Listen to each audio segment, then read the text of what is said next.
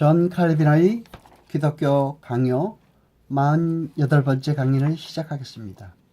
이 강의는 존 칼빈의 기독교 강요 제3권 제2장서부터 시작됩니다.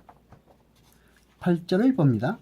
내실적 신앙과 형식적 신앙에 대해서 칼빈은 다음과 같이 이야기합니다.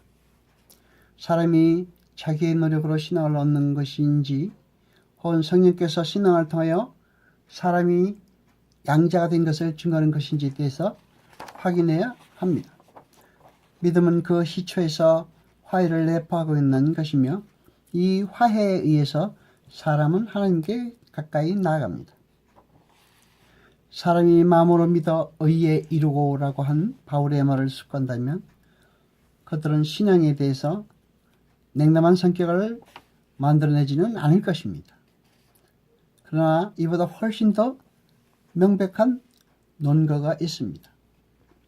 믿음은 아버지께서 보내주신 그리스도를 받아들이는 것이므로, 다시 말해서 그리스도께서는 의와 죄의 용서와 화평을 위해 우리에게 보내주셨을 뿐 아니라 성결을 위해서 그리고 생명수의 원천으로서 보내주셨으므로 동시에 성령으로 말미암은 성화까지 이해하지 않으면 아무도 그리스도를 충분히 알 수 없다는 것은 의심할 여지가 없습니다.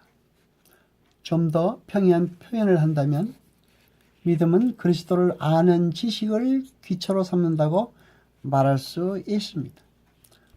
그리고 그리스도의 영으로 말미암아 성화되지 않고는 그리스도를 알 수 없습니다. 그러므로 믿음을 경건한 성경에서 분리한다는 것은 도저히 불가능한 일입니다.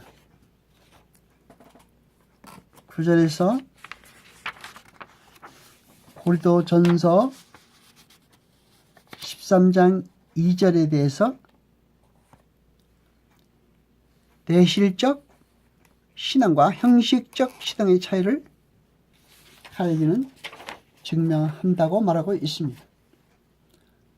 모든 은사들은 그 자체로는 아무리 훌륭할지라도 사랑에 입하지 않는다면 무가치한 것으로 여겨야 합니다.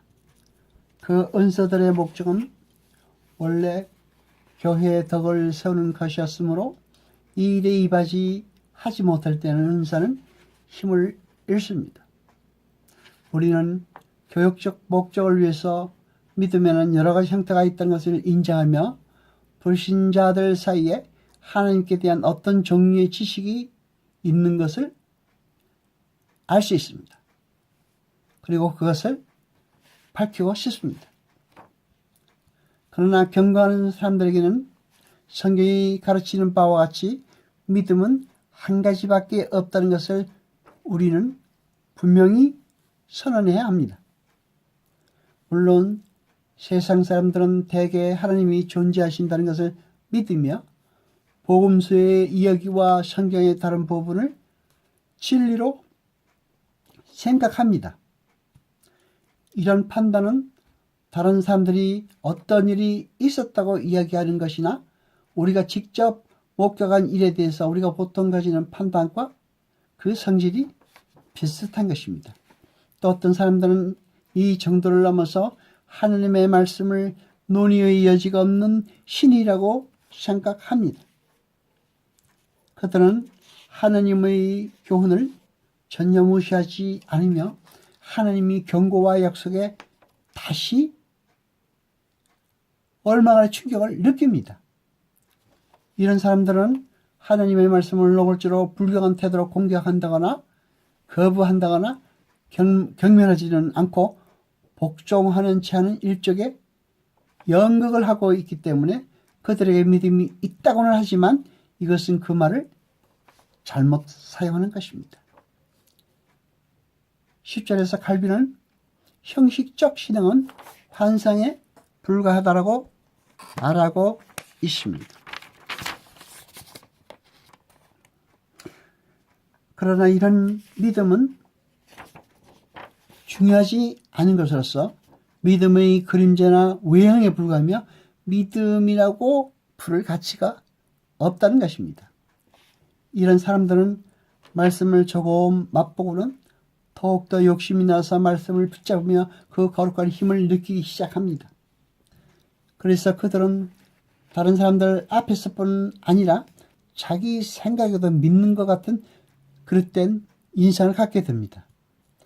그들은 자기들이 하나님의 말씀에 대해서 보이는 그 존경이 곧 경건이라고 믿으며 하나님의 말씀을 노골적으로 비난하거나 경멸하지 않는다면 불경건이 아니라고 생각합니다.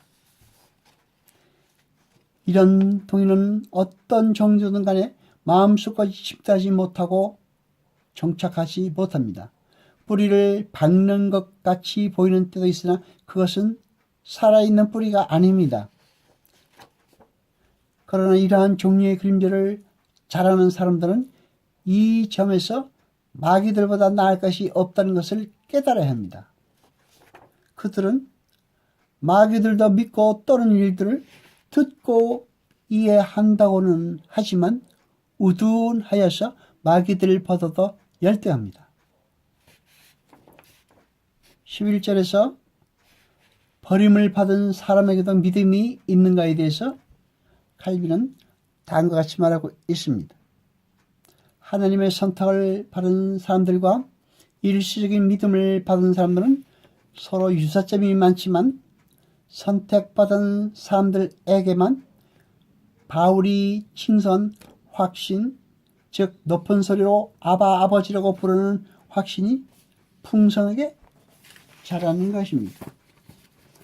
그러므로 하나님께서는 선택된 사람들만을 썩지 않을시로 거듭나게 하시며 그 마음에 심으신 생명의 씨가 결코 죽지 않게 하시며 그렇게 하심으로써 양자를 삼으시는 선물을 그 마음에 굳게 인치시고 항상 또 확실히 존속하게 하십니다. 하나님께서 자신의 은혜를 인식할 만한 광명이 그들의 마음에 주신다는 것을 부정할 수 없습니다. 그러나 하나님께서는 그들의 인식과 선택된 사람들에게만 주시는 증거를 서로 구별하심으로 그들에게서는 그 인식이 완전한 결실에 이르지 못합니다. 12절에서 칼빈은 진정한 믿음과 거짓된 믿음에 대해서 말하고 있습니다.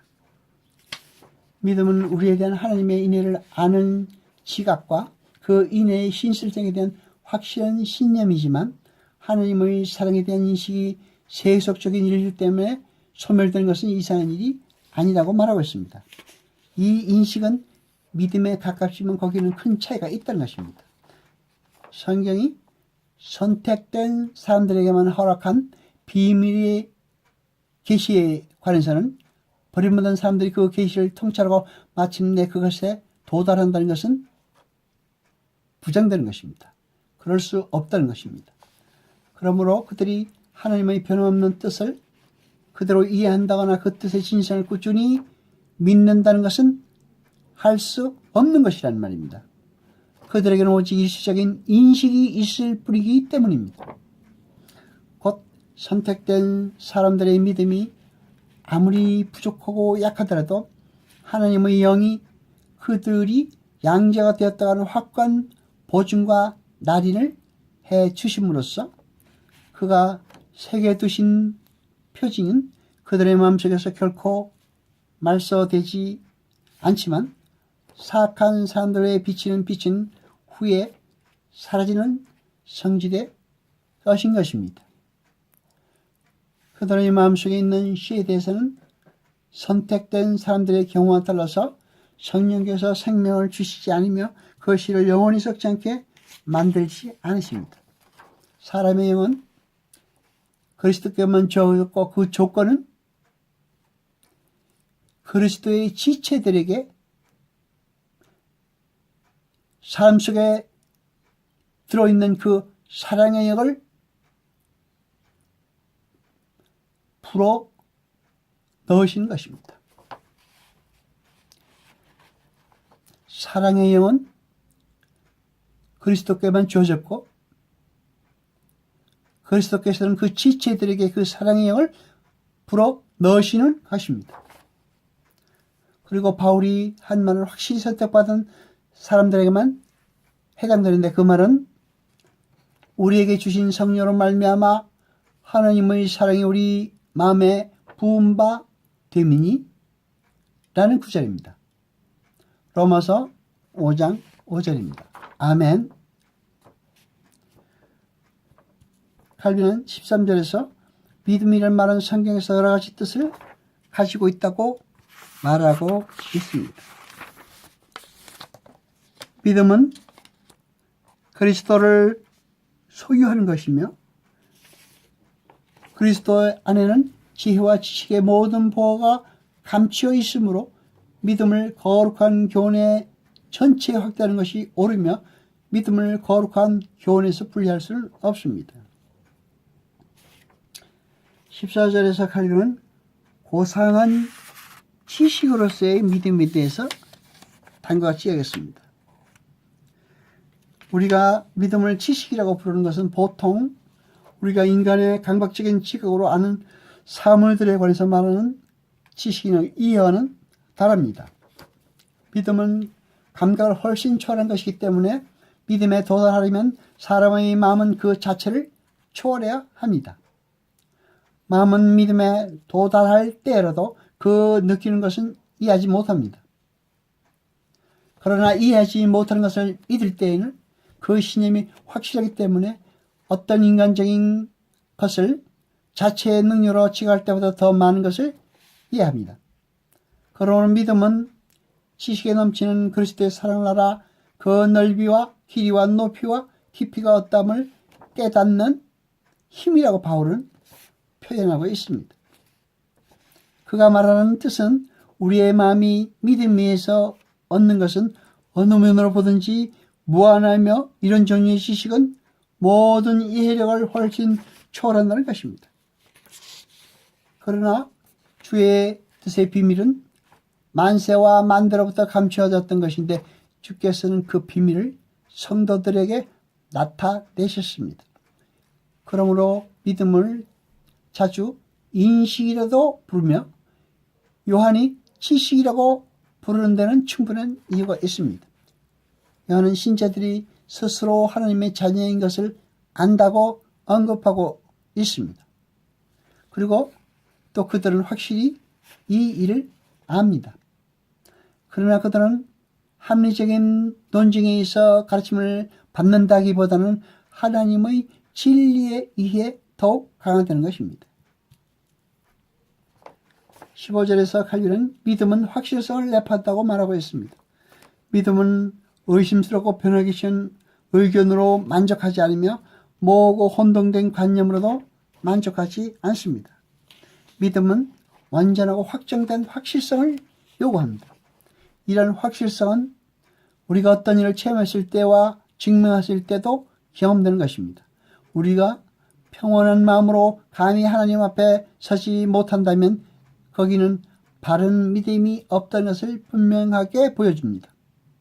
이 담력을 하나님이 선하신가 구원을 확신하는 데 생길 수 있는 것입니다.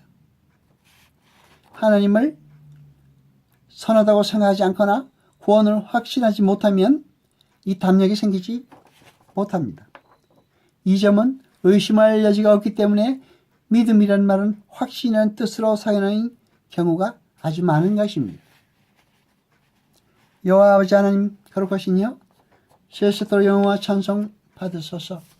말씀을 주께 깨닫게 하시며 우리로 진리를 알게 하소서. 이 모든 것 감사드리며 우리 주 예수 그리스도 이름으로 기도드려옵나이다. 아멘.